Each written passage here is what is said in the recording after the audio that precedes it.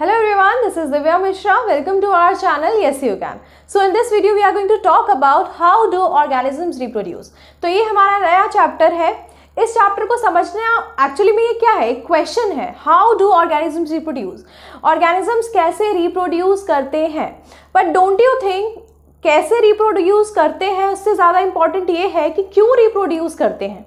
देखो, क्यों रिप्रोड्यूस करते हैं, इसके पीछे का जो लॉजिक है वो काफ़ी ज़्यादा इंपॉर्टेंट है. क्यों?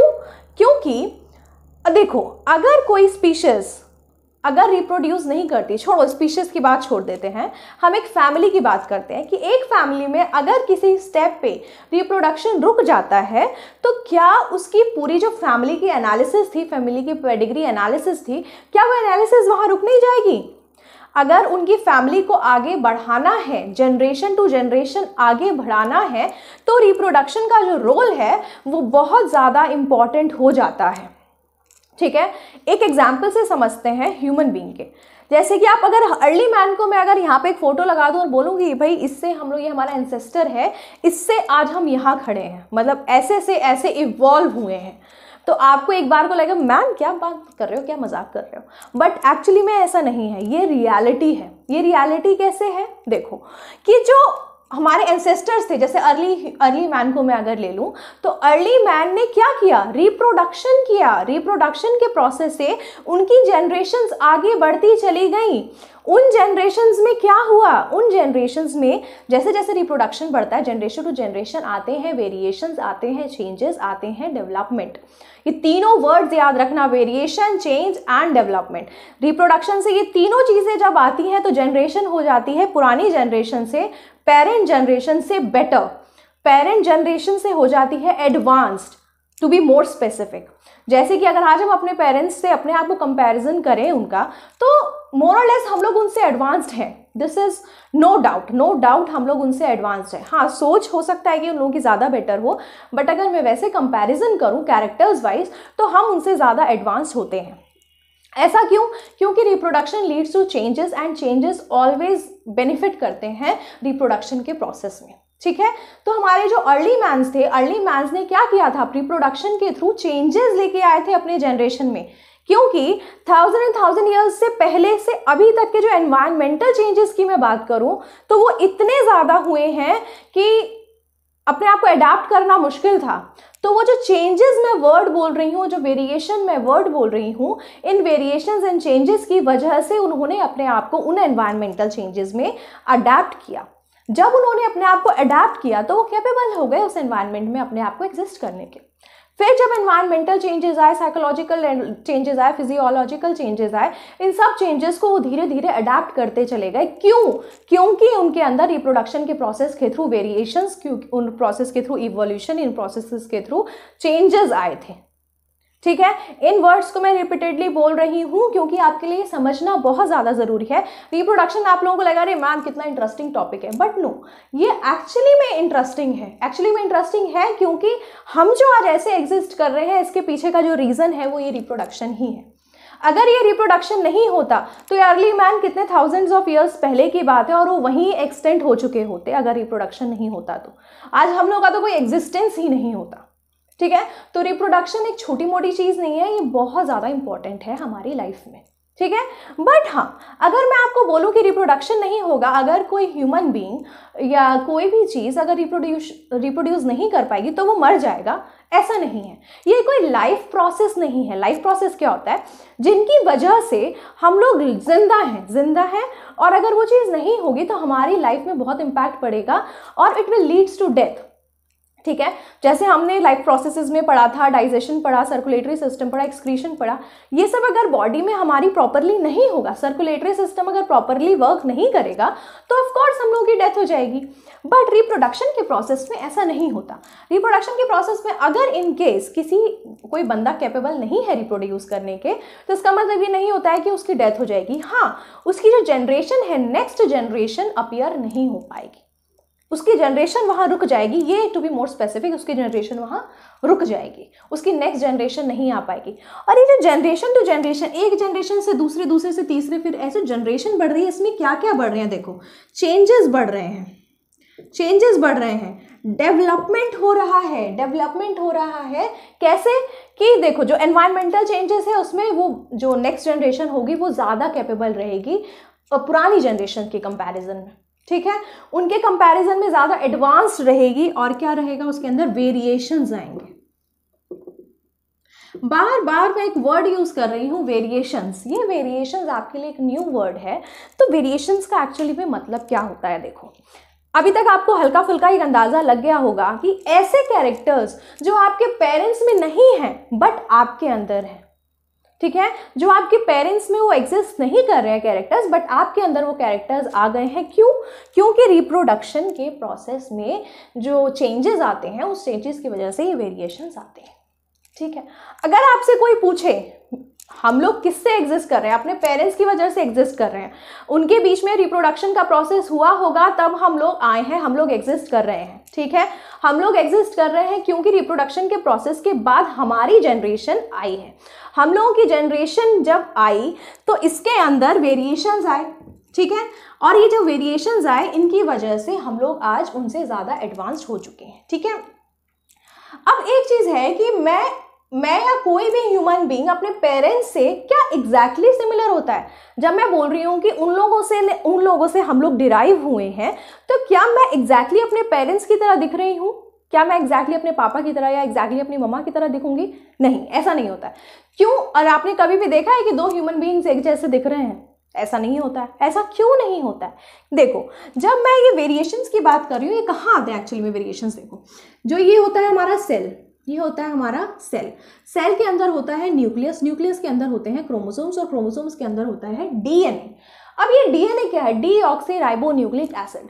ये डीऑक्सीराइबोन्यूक्लिक एसिड ही है मेजर कंपोनेंट। इसके अंदर सारी इंफॉर्मेशन है कि हम लंबे होंगे, छोटे होंगे, हमारी आई का कलर कैसा होगा, हमारी स्किन का कलर कैसा होगा, हमारा हेयर कलर कैसा होगा, ये सब, हम कितने इंटेलिजेंट होंगे, ये सब इंफॉर्मेशन है इस डीएनए के पास।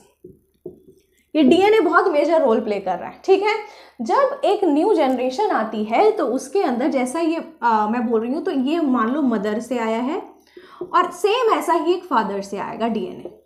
सेम नहीं, मतलब उनके अंदर अपने कैरेक्टर्स होंगे, लेकिन इस डीएनए में सारी सोर्स ऑफ इंफॉर्मेशन है। ये सोर्स ऑफ इंफॉर्मेशन है कि किस तरीके के प्रोटीन ऑलरेडी इन लोगों के अंदर एग्जिस्ट करते हैं, कि आई कलर, स्किन कलर, ये सब उनकी इंफॉर्मेशन इस डीएनए में है, ठीक है।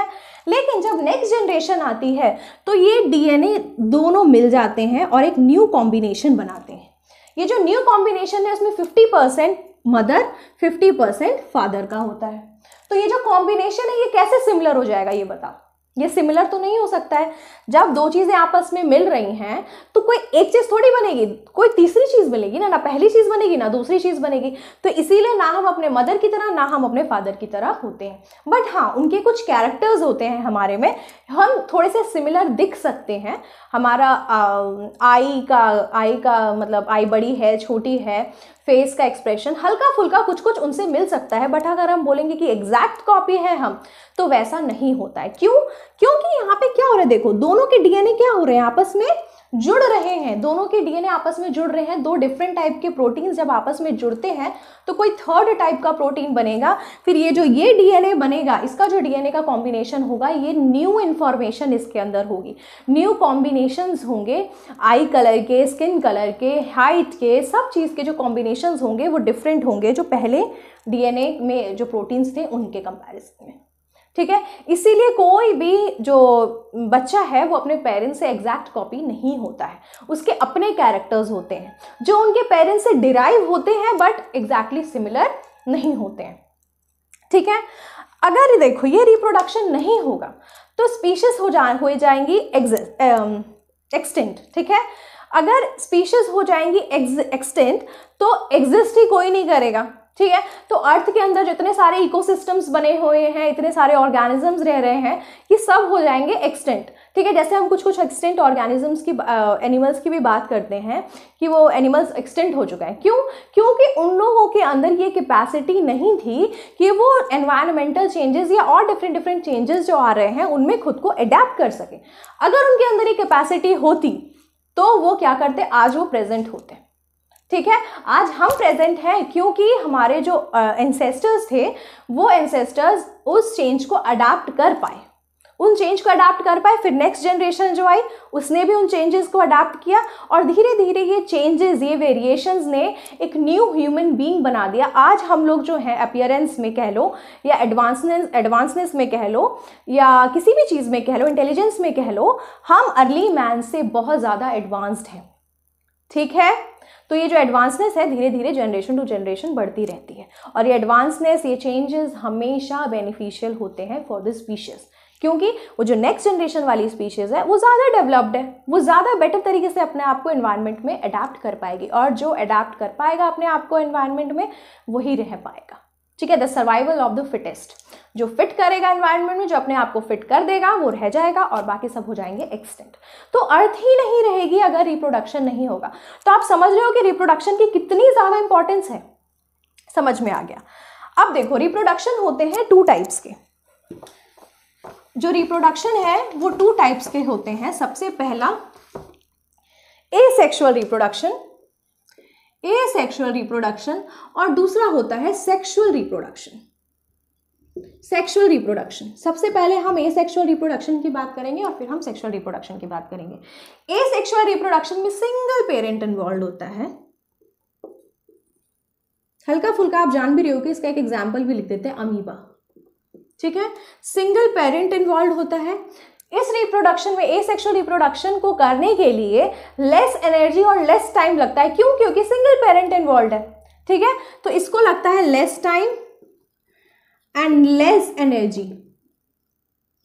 लेस टाइम लगता है, इसीलिए इसकी जो पॉपुलेशन होती है, उसकी जो ग्रोथ होती है इंक्रीज, मतलब ज्यादा होती है। क्यों? क्योंकि टाइम कम लग रहा है ना, टाइम कम लग रहा है तो पॉपुलेशन ग्रोथ क्या होगी, जल्दी जल्दी वो डिवाइड करेगा, क्योंकि टाइम ही कम लग रहा है उस रिप्रोडक्शन को मतलब होने में एक्चुअली। ठीक है, तो अब क्या लग रहा है इसको, टाइम कम लग रहा है। इन वाले जो ये वाला जो रिप्रोडक्शन होता है उसके अंदर जो वेरिएशंस होते हैं वो नहीं होते हैं। वेरिएशंस मतलब क्या, कि जो पेरेंट्स के अंदर कैरेक्टर्स, मतलब जो बच्चे में कैरेक्टर्स है वो पेरेंट्स में नहीं है, कुछ न्यू कैरेक्टर बच्चे में अपीयर हो गया, वो वेरिएशंस इनके अंदर नहीं होते हैं। जब वेरिएशंस नहीं होंगे, वेरिएशंस का क्या रीजन है, बेसिकली वेरिएशन इसलिए होने चाहिए क्योंकि अपने जो नेक्स्ट जनरेशन है वो अपने आप को एनवायरनमेंट में अडैप्ट कर सके। तो जब यहाँ पे वेरिएशन होंगे ही नहीं तो अडैप्टेशन भी, अडैप्टेबिलिटी भी यहाँ नहीं रहेगी। अडैप्टेबिलिटी नहीं रहेगी तो ये एनवायरनमेंट में अपने आप को एडजस्ट नहीं कर पाएंगे, वल्नरेबल हो जाएंगे अपने आप को एडजस्ट करने के लिए। ठीक है, वल्नरेबल हो जाएंगे मतलब क्या, हाई रिस्क पे रहेंगे कि एनवायरमेंटल चेंज हुआ कि ये खत्म। ठीक है, इसके बाद क्योंकि अडैप्टेबिलिटी नहीं है, अगर अडैप्टेबिलिटी नहीं होगा, जनरेशन टू जनरेशन चीज़ों को अडैप्ट करने की कैपेसिटी नहीं रहेगी तो इवोल्यूशन हो जाएगा खत्म। इवोल्यूशन क्या होता है कि over a long period of time variations पे वेरिएशंस हो रहे हैं, चेंजेस पे चेंजेस आ रहे हैं और ये इतने सारे चेंजेस मिलके एक न्यू स्पीशीज डेवलप कर दे रहे हैं। ठीक है, वो होता है क्या, इवोल्यूशन। तो वो भी यहाँ नहीं होगा। समझ में आ गया कि सिंगल पेरेंट इन्वॉल्व है, लेस टाइम लगेगा, लेस एनर्जी लगेगी, पॉपुलेशन ज्यादा रहेगी, वेरिएशन नहीं होगा, अडैप्टेबिलिटी नहीं रहेगी, रिवॉल्यूशन भी नहीं होगा। इसलिए मैंने आपको रिलेट करके बताया है। अब सेक्सुअल रिप्रोडक्शन पे आओ, इसमें 2 पेरेंट इन्वॉल्व होते हैं, male and female parent involve होंगे। इस रिप्रोडक्शन को करने के लिए लेस मतलब टाइम, मोर एनर्जी लगती है, more energy and more time in comparison to asexual reproduction. ठीक है, इसमें टाइम ज्यादा लगता है, एनर्जी भी ज्यादा लगती है। ठीक है, इसके बाद सेक्सुअल रिप्रोडक्शन में जो पॉपुलेशन है वो कंपैरेटिवली, जैसे क्योंकि इसमें लेस एनर्जी लग रही थी तो मतलब लेस एनर्जी लेस टाइम लग रहा था तो पॉपुलेशन फटाफट बढ़ रही थी, बट इसमें पॉपुलेशन उस कंपैरेटिव मतलब इसके रिलेटिव में कम बढ़ती है, पॉपुलेशन की ग्रोथ होती है लेस। ठीक है, अब नेक्स्ट आता है वेरिएशन। वेरिएशन तो हम कह ही सकते हैं कि इसके अंदर होता है। क्यों? क्योंकि जो डीएनए की कॉपिंग हो रही है उसके अंदर हमेशा क्या होता है, एरर आता है। डीएनए की कॉपिंग कभी भी एग्जैक्ट नहीं होती, हमेशा उसके अंदर एरर आएगा, कुछ चेंजेस आएंगे। और जो हम डीएनए जो ला रहे हैं वो 50% पेरेंट्स और 50% मदर और 50% फादर में से ला रहे हैं। तो जब 2 अलग अलग चीज़ें आपस में कंबाइन होंगी तो कुछ तीसरी चीज़ बनेगी ना पहले की जैसा ना दूसरे के जैसा, तो कुछ थर्ड टाइप की चीज़ निकलती है। इसी चीज़ को हम क्या बोलते हैं, वेरिएशन। तो वेरिएशन यहाँ पे बहुत होता है। ठीक है, इसके बाद वेरिएशन ज़्यादा होगी तो अडेप्टेबिलिटी की कैपेसिटी भी क्या हो जाएगी, बढ़ जाएगी। मोर अडेप्टेशन, अडेप्टेबिलिटी की जो कैपेसिटी है वो बढ़ जाएगी। चीज़ों को अडेप्ट, एनवायरमेंटल चेंजेस में अगर एनवायरमेंटल कोई चेंज आता है तो अपने आप को अडेप्ट करने की कैपेसिटी बढ़ जाती है। अब जैसे देखो कोई लोग इतने ठंड में रहते हैं, कोई लोग इक्वेटर के आसपास भी रहते हैं, जो लाइन जा रही है इक्वेटर की उसमें भी रहते हैं, जैसे गुजरात कितना गर्मी वाला इलाका है, ठीक है।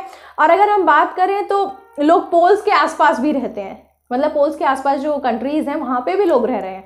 तो अडेप्टेशन ही तो है ही। अगर हमें जाके कोई एकदम से ठंडे एरिया में रख देगा तो अडेप्ट करने में टाइम लगेगा, बट हाँ कर जाएंगे, ठीक है। क्यों? क्योंकि हमारे अंदर कैपेसिटी है अपने आप को अडेप्ट करने की एनवायरमेंटल चेंजेस के अकॉर्डिंग, ठीक है। तो ये हो गए अडेप्टेबिलिटी की कैपेसिटी। इसके बाद आता है इवोल्यूशन। इवोल्यूशन तो हमारे लिए भैया एकदम अटमोस्ट इंपॉर्टेंट है। क्यों? क्योंकि अर्ली मैन से तो हम इवॉल्व ही होके आए हैं ना।